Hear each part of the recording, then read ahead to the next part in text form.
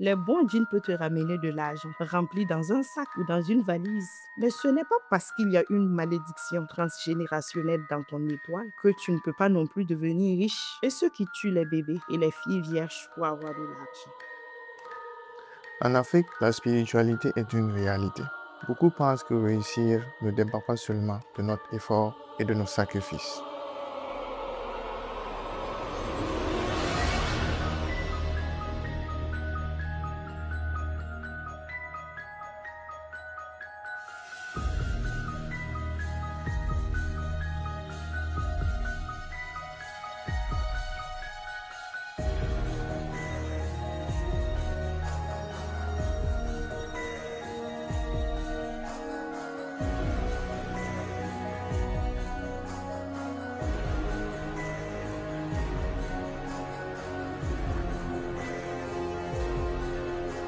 Aujourd'hui, j'ai décidé d'inviter une experte dans le domaine de la spiritualité afin de répondre à toutes les questions qu'on se pose en silence.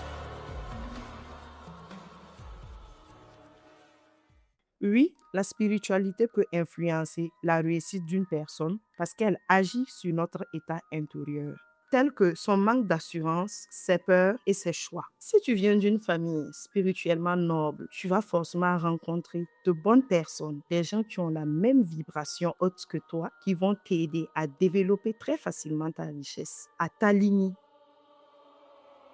Très souvent, une personne qui n'est pas alignée spirituellement ne peut pas asseoir une grande richesse ou même la conserver. Une personne alignée spirituellement prend de meilleures décisions, garde plus facilement le cap et a également une force mentale qui l'aide à survivre malgré toutes les difficultés qu'elle rencontre. D'autres restent bloqués spirituellement dans leur vie parce qu'ils reproduisent des chemins répétitifs tels que certaines mauvaises habitudes qui peuvent apporter de mauvaises énergies. Mais la personne refuse de lâcher. Il y a également des dettes karmiques, des dettes ancestraux et même les malédictions ancestrales. Et même les bons jeans peuvent te ramener de l'argent rempli dans un sac ou dans une valise. Mais ce n'est pas parce qu'il y a une malédiction transgénérationnelle dans ton étoile que tu ne peux pas non plus devenir riche. Et ceux qui tuent les bébés et les filles vierges pour avoir de l'argent.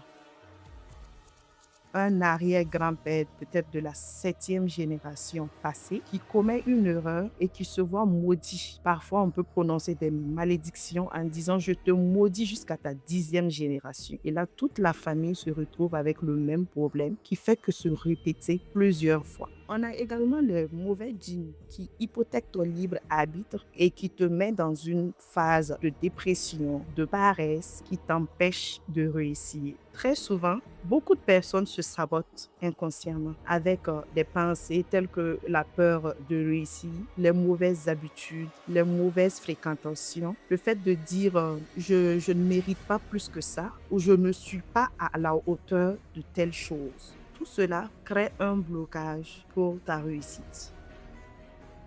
Quand on parle de pauvreté, nous avons tendance à voir uniquement la pauvreté financière. Mais la pauvreté est un peu plus vaste. En plus de la pauvreté financière, nous avons la pauvreté environnementale, la pauvreté de l'information et la pauvreté de l'ambition. Votre ami réussit et vous, vous ne réussissez pas est simplement dû par le fait que votre ami est né dans de meilleures conditions. Votre ami est né dans un plan financier plus vaste que le vôtre. Donc, il a eu la possibilité d'aller dans des grandes écoles, de pouvoir faire du réseautage. Et lorsqu'il a un projet, ses parents ont l'argent pour pouvoir financer ce projet. Rien que pour ça, il prend une avance. Votre ami réussit mieux que vous parce que votre ami est dans le bon réseau. Donc, le côté environnemental. Il y a une citation qui dit que vous êtes la moyenne des 5 personnes que vous suivez. Donc, si votre ami est allé dans de grandes écoles, il a pu faire quelques réseaux. Ses parents sont riches, donc ils ont un réseau. Facilement, lorsqu'il lance un projet, il a plus de chances de pouvoir réussir. Votre ami réussit parce qu'il a l'information. L'information est la clé. Il passe ses jours à se documenter, en écoutant des livres, en lisant des livres, en écoutant des podcasts, en faisant des formations, en allant à la conquête du savoir. Je répète, l'information est la clé. Les gens réussissent parce qu'ils ont l'information.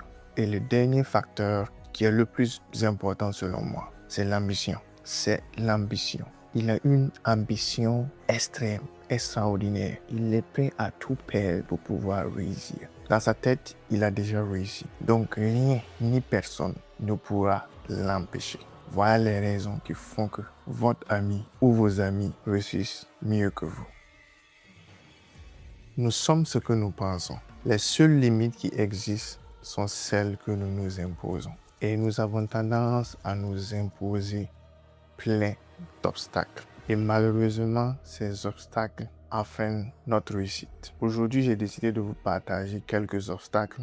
Et le premier obstacle, ne pas vouloir faire les compromis nécessaires. Vous savez, on est grand, on est mature. Nous avons notre histoire personnelle. Nous avons également connu des histoires d'autres personnes. On a lu, on a écouté, on a entendu. Et nous savons exactement quoi faire pour réussir. Mais nous décidons seulement de rester dans notre zone de confort. Ce n'est pas à moi de venir vous dire, il faut faire ceci, il faut faire cela.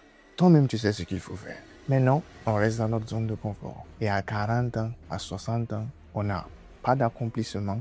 On n'a pas la capacité de mettre nos enfants dans de bonnes écoles. Et au lieu de se poser les bonnes questions ou de prendre ses responsabilités, tu te dis, ah ok, ma tante là, non, c'était une sorcière, elle m'a wack. Mon ami là, non, non, c'est la chance. C'est la chance. Sinon, moi, j'étais fort que lui au football.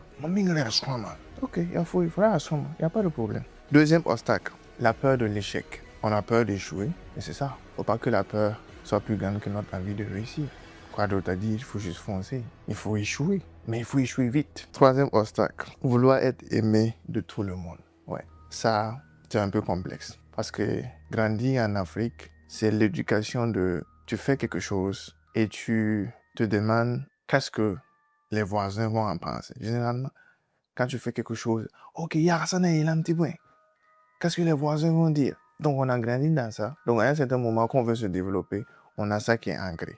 Mais ici, c'est de vraiment sortir de ça et de faire les choses. Parce que généralement, quand il pleut, chacun rentre chez lui, tu ne rentres pas chez le voisin.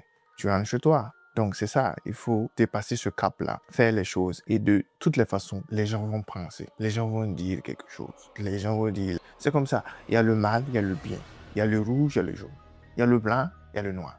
Donc, qu'est-ce que tu vas faire? Comme cinquième obstacle, mal gérer son temps et ses relations. Effectivement, ça aussi, c'est une grande partie. On ne gère pas notre temps. On gère très mal notre temps. On s'associe aux mauvaises personnes. On dort toute la journée. On se réveille, c'est TikTok, c'est WhatsApp, c'est Instagram. Et moi, je ne vous blâme pas parce que moi aussi, j'ai été dans cette situation.